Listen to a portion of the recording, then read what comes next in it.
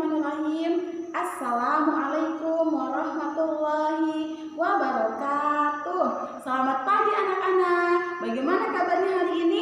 Alhamdulillah, luar biasa.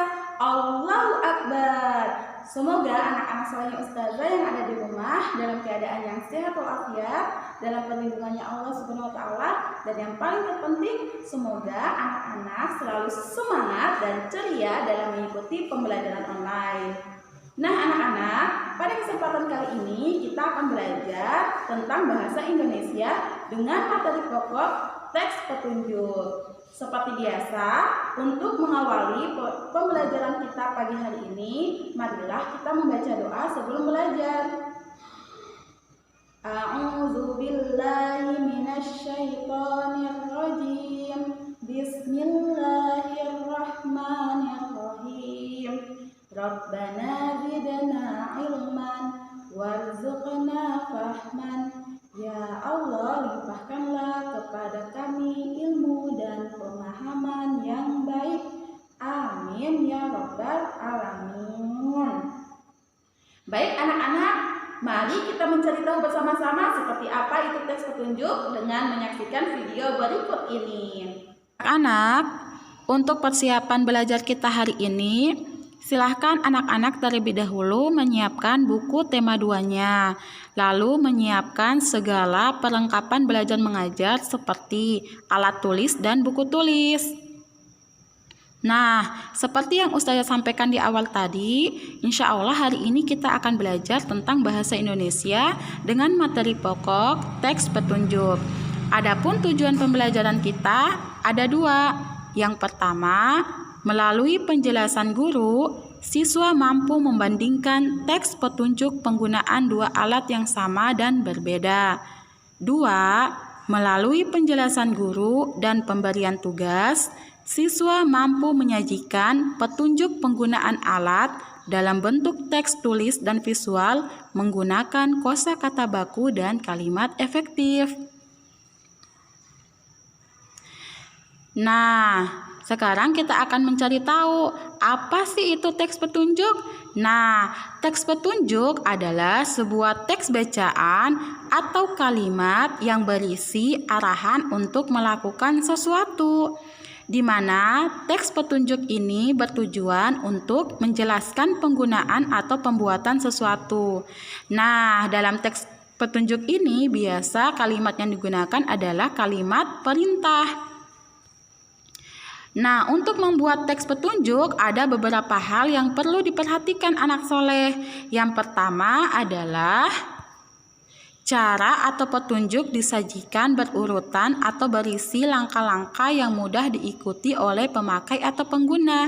Jadi, teks petunjuknya itu dia berisi langkah-langkah. Misalkan langkah pertama yang dilakukan apa, langkah kedua apa, langkah ketiga apa, dan seterusnya.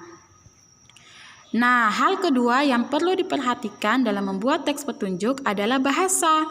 Nah, bahasa yang digunakan ini harus bahasa yang jelas dan mudah dipahami anak soleh, agar apa yang disampaikan kepada pemakai atau pengguna bisa dimengerti dengan baik. Nah, seperti apa sih contoh kalimat teks petunjuk?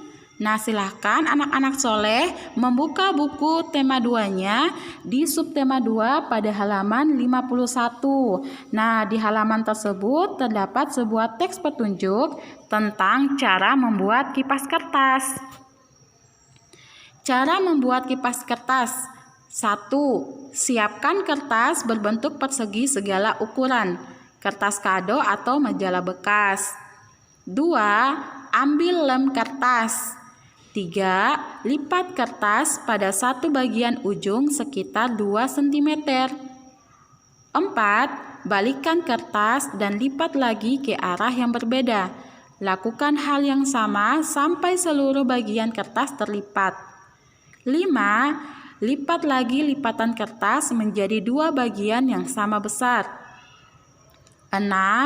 Lem diisi kertas yang saling berhadapan. Lem di sisi kertas yang saling berhadapan.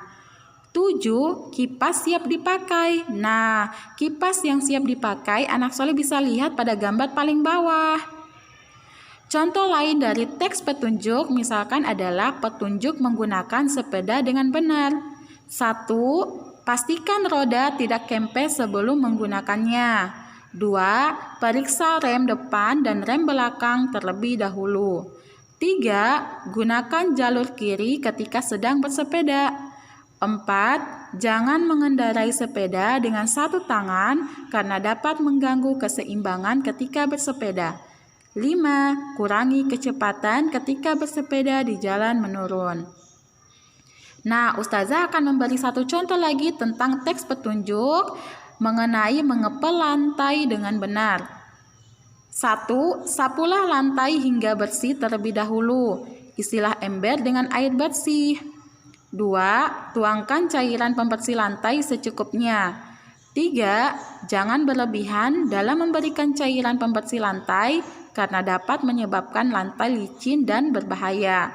4. Pellah dari depan ke belakang atau posisi mundur. Nah, demikianlah 3 contoh teks petunjuk yang Ustazah sampaikan.